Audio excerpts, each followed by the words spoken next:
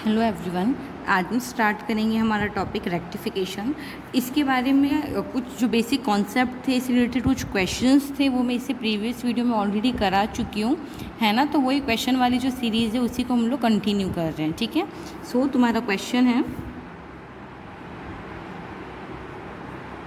Rectification. Question number 5th, find the whole length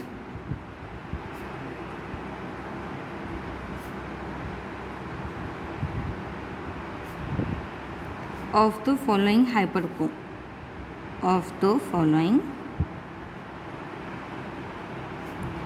हाइपोसाइक्लॉइड।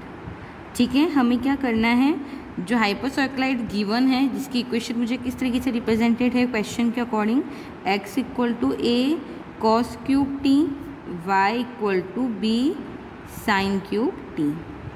ठीक है, एक सेकेंड पूरा क्वेश्चन लिख देती हूँ मैं, फिर एक्सप्लेन करते हैं ना। पैरामेट्रिक फॉर्म में है, इसका Cartesian form x/a 2/3 + y/b 2/3 = 1।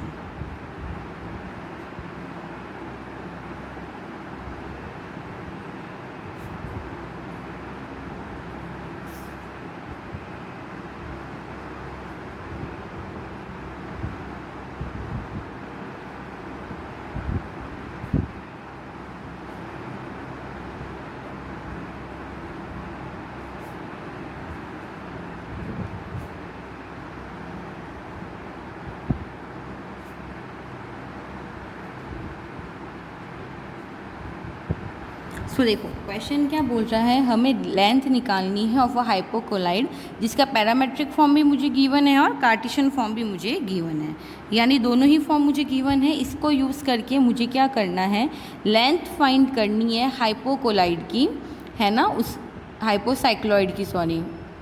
And हमें क्या करना है, ये लेंथ निकालने के बाद ऑफ अ हाइपोसाइक्लॉइड हमें क्या करना है, हमें लेंथ निकालनी है ऑफ अ एस्ट्रॉइड जिसकी इक्वेशन मुझे गिवन है x⁴ + y⁴ =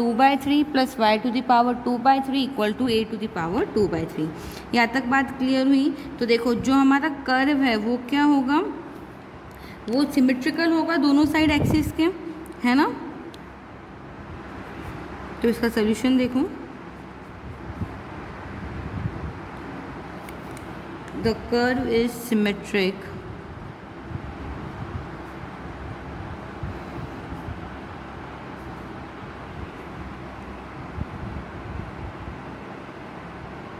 about both axes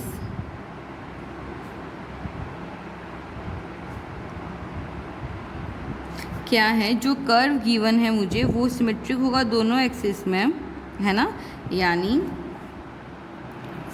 axis के लेफ्ट और राइट साइड में दोनों ही साइड में क्या होगा, सेम होगा। सिमेट्री का मतलब यही होता है, ठीक है।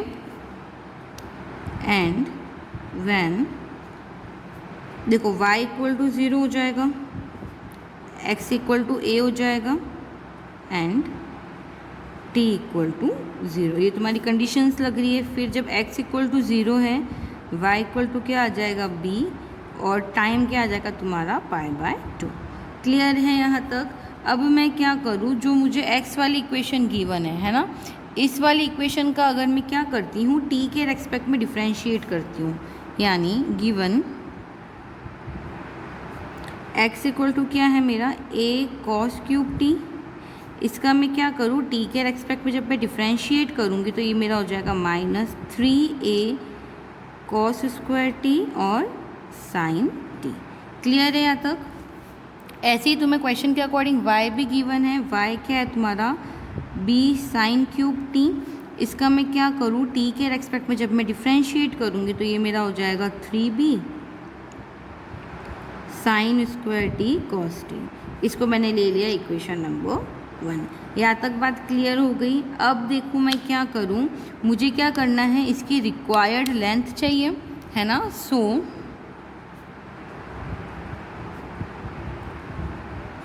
फॉर रिक्वायर्ड लेंथ,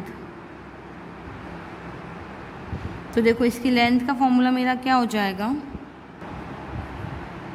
इसका फॉर्मूला क्या होता है, अगर मैं चलो पैरामेट्रिक फॉर्म वाला अगर फॉर्मूला ले लूँ तो ये मेरा हो जाएगा T1 से T2 एस इक्वल टू तुम्हारा क्या होता है T1 से T2 under root dx upon dt square plus dy upon dt square. यही होता है तुम्हारा फॉर्मूला ऑफ लेंथ, यानी रेक्टिफिकेशन वाले फॉर्मूले जब मैंने इनिशियली इसकी वीडियो बनाई थी उसमें मैं ऑलरेडी बता चुकी थी कि अगर पैरामेट्रिक फॉर्म होता है तो हम रेक्टिफिकेशन का यानी लेंथ निकालने का हम कौन सा फॉर्मूला यूज़ करते हैं, अगर कार्टेशियन फॉर्म होता है तब हम कौन सा फॉर्मूला यूज़ करते हैं, पोलर फॉर्म है या फिर मेरा क्या है इंसेंट्रिक फॉर्म है ना। जो भी फॉर्म हमें गिवन होता है उसके अकॉर्डिंग हम क्या करते हैं फॉर्मूलाज चेंज कर लेते हैं। तो देखो मैंने पैरामेट्रिक फॉर्म यूज़ किया था तो मैंने क्या किया पैरामेट्रिक फॉर्म वाला इसमें लेंथ यूज़ कर लिया। तो चलो dx बाई dt की वैल्यू ऑलरेडी हमारे पास है, dy बाई dt की वैल्यू मेरे पास है, ये दोनों ही वैल्यू मैं इस फॉर्मूले में पुट कर सकती हूँ।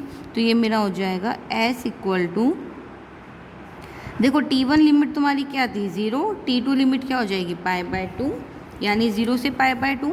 अब देखो under root dx by dt की स्क्वायर लिख लो, इसका स्क्वायर, अच्छा एक एक टर्म लिखते चलते हैं ना स्टेप वाइज। तो ये हो जाएगा 3 cos square t sin t square plus 3b sin square t cos t का स्क्वायर। दोनों वैल्यूज़ रख ली। अब इसका अगर स्क्वायर करूँगी तो देखो 3 का स्क्वायर क्या हो जाएगा 9 प्लस 3 का स्क्वायर 9 बाहर आ जाएगा दोनों ही साइड से। तो ये हो जाएगा तुम्हारा s equal to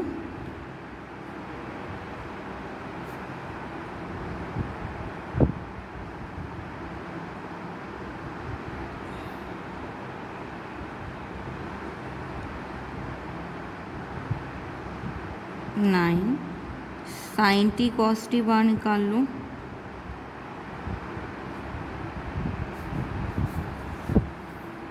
sign T की स्क्वायर के साथ sine cos square cos T आ जाएगा। तो क्या बचेगा तुम्हारे पास अंडर रूट ए स्क्वायर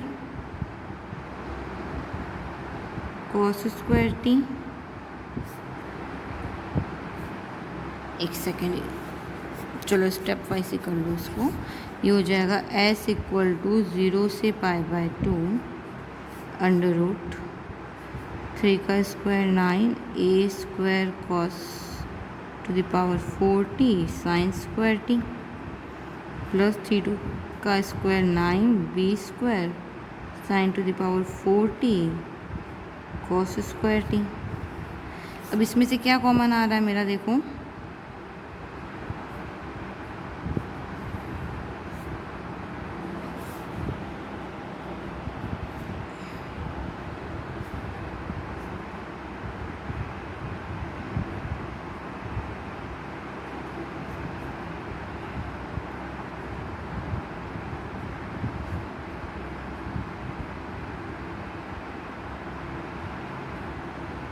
यही बचेगा।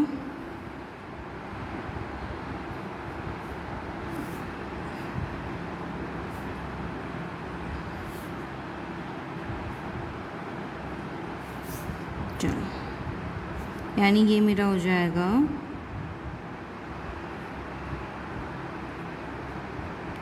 3 साइन टी कॉस टी, अगर अंडर रूट से बाहर निकालूंगी तो under root A square cos square T plus B square sine square T.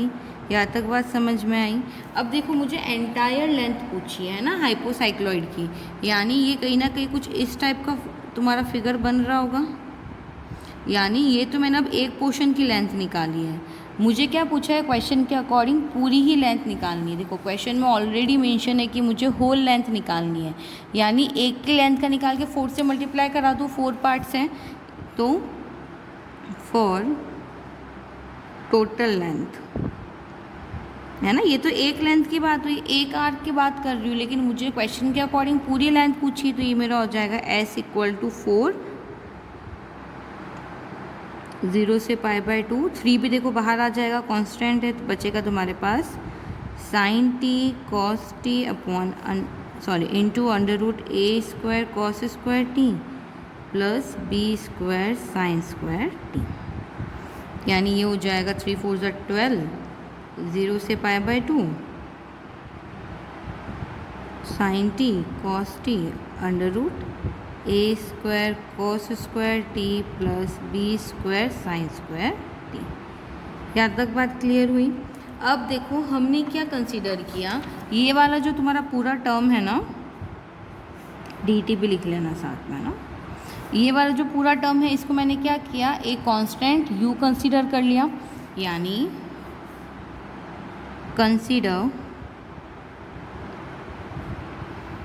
A square cos square T plus B square sine square t equal to u. इसको मैंने u मान लिया, तो मैं क्या करूँ, इसका वापस t के रेस्पेक्ट में डिफ्रेंशिएट कर लूँ, तो ये मेरे पास देखो क्या बच जाएगा,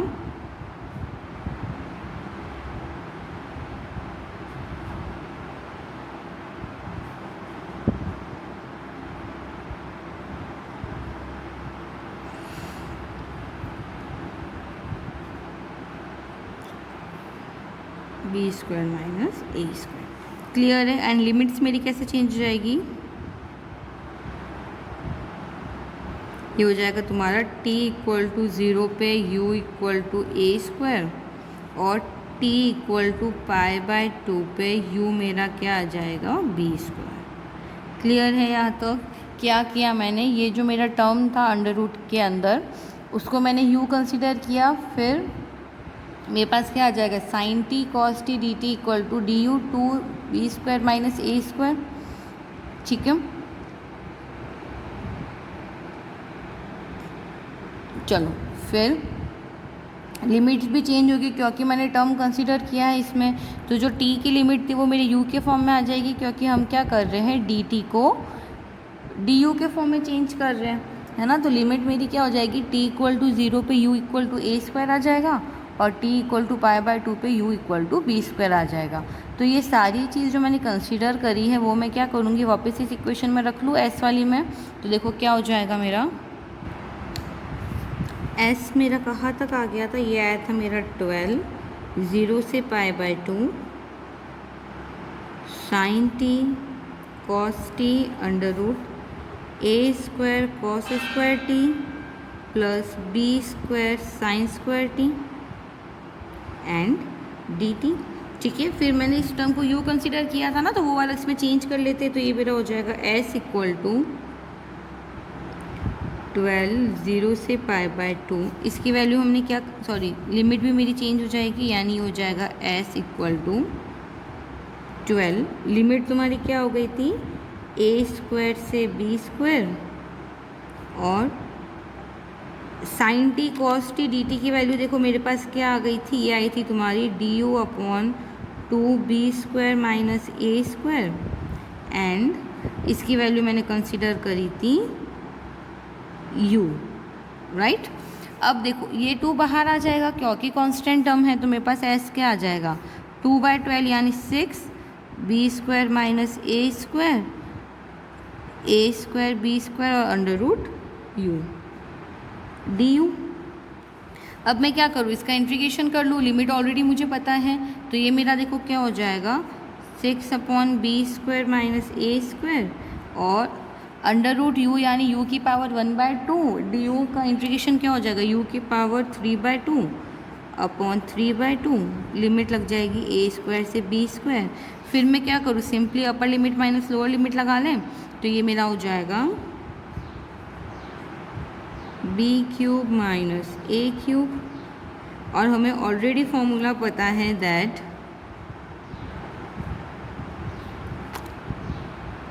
B cube minus A cube का फॉर्मूला तुम्हारा क्या हो जाता है, देखो ये हो जाएगा A square plus B square plus A B और ए माइनस बी, है ना। दोनों में से माइनस टर्म कॉमन निकाल लेना। क्या करोगे, B cube minus A cube से भी माइनस कॉमन निकालोगे तो ए क्यूब माइनस बी क्यूब हो जाएगा, नीचे से भी कॉमन निकालोगे तो क्या हो जाएगा, A square minus B square, minus से माइनस तुम्हारा कैंसिल हो जाएगा, तो नीचे क्या बचेगा मेरे पास, सिर्फ A square minus B square, जिसको मैं क्या लिख सकती हूँ, A plus B, A minus B भी तो लिख सकते हैं, ए माइनस बी से ए माइनस बी कैंसिल हो जाएगा,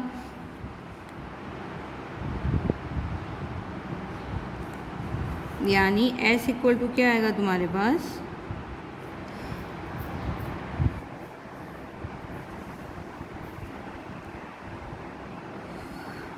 ये हो जाएगा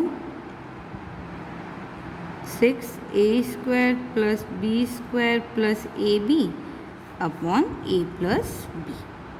क्लियर है यहाँ तक?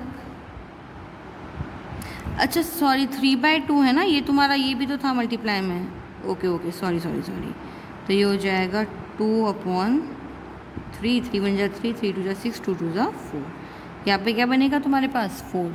ये 3/2 भी है, ये बाहर आ जाएगा तो 2/3 बन जाएगा और फिर अंदर लिमिट लगेगी, है ना। तो यहाँ पे तुम्हारा 3 से 6 कैंसिल हो जाएगा 2 टाइम्स एंड 2 इंटू 2 4, यानी यहाँ पे क्या बचेगा तुम्हारे पास 4।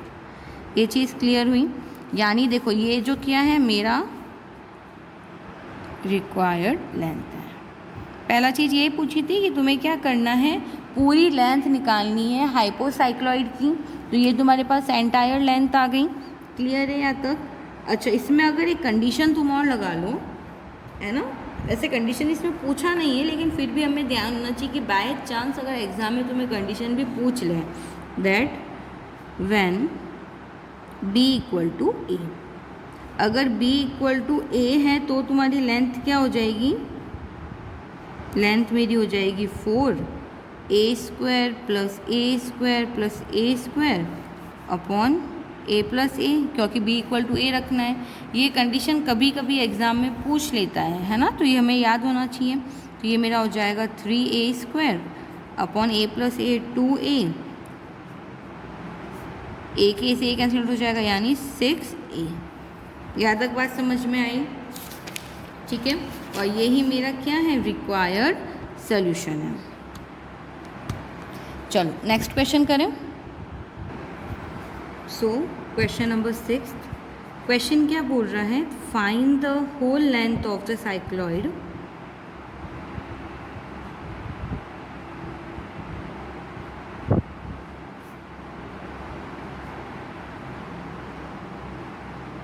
ठीक है, जिसकी इक्वेशन मुझे किस तरीके से गिवन है, पैरामेट्रिक फॉर्म में है, that x equal to a theta plus sine theta.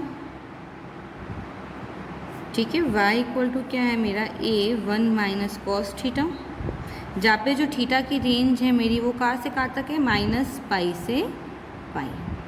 Clear है यहाँ तक? क्वेश्चन समझ में आया? हमें क्या करना है, लेंथ फाइंड करनी है ऑफ अ साइक्लॉइड।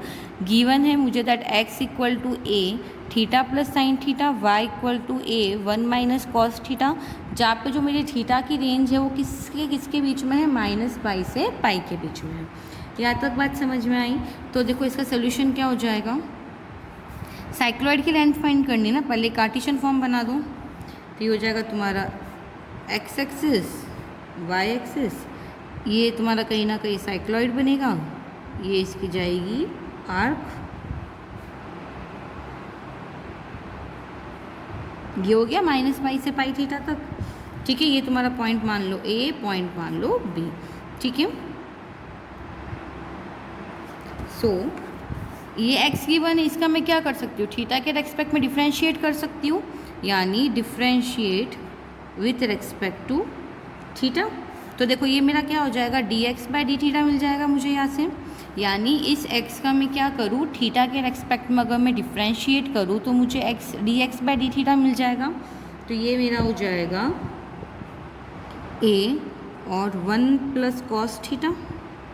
ठीक है, ऐसे ही मैं क्या करूँ, y का भी थीटा के रेस्पेक्ट में डिफ्रेंशिएट कर लूँ, तो ये मेरा हो जाएगा a और माइनस कॉस थीटा का हो जाएगा तुम्हारा साइन थीटा। क्लियर है यहाँ तक? यानी x और y का मैंने क्या किया, थीटा के रेस्पेक्ट में डिफ्रेंशिएट किया। अब देखो स्पष्ट है कि थीटा का मान तो मेरा -π से π के बीच में आ रहा है। अब मुझे इस पूरे आर्क की लेंथ निकालनी है ना, क्वेश्चन में यही पूछा है कि हमें होल लेंथ निकालनी है। तो सबसे पहले क्या करूँ मैं, OA की लेंथ निकाल लूँ, फिर इसका ट्वाइस कर दूँ तो मुझे क्या मिल जाएगा, एंटायर लेंथ मिल जाएगी।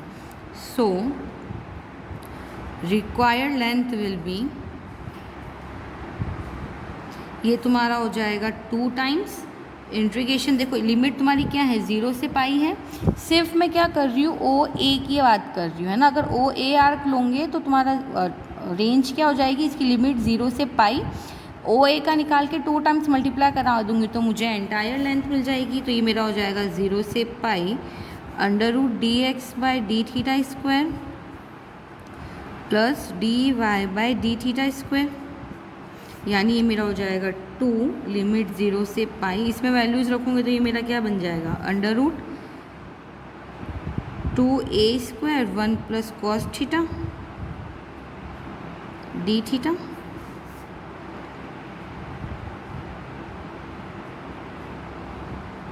ये हो जाएगा 2a cos theta by 2 d theta. 1 plus cos theta वाला फॉर्मूला लगा लेना है ना, तो ये बन जाएगा 2 इंटू 2 4 और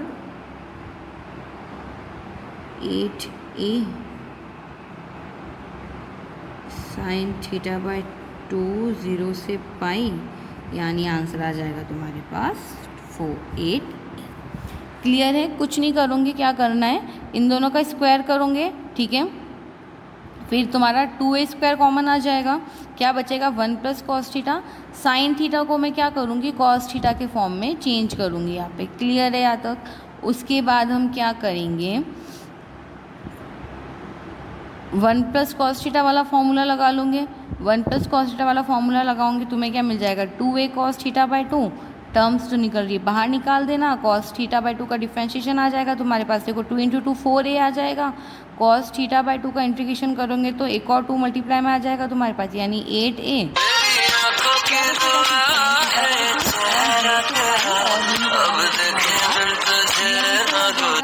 और यही तुम्हारा रिक्वायर्ड आंसर है। सो आई होप ये सभी को समझ में आ गया होगा। इससे रिलेटेड कुछ और क्वेश्चन है वो मैं इसके नेक्स्ट वीडियो में कराऊंगी। Thank you so much.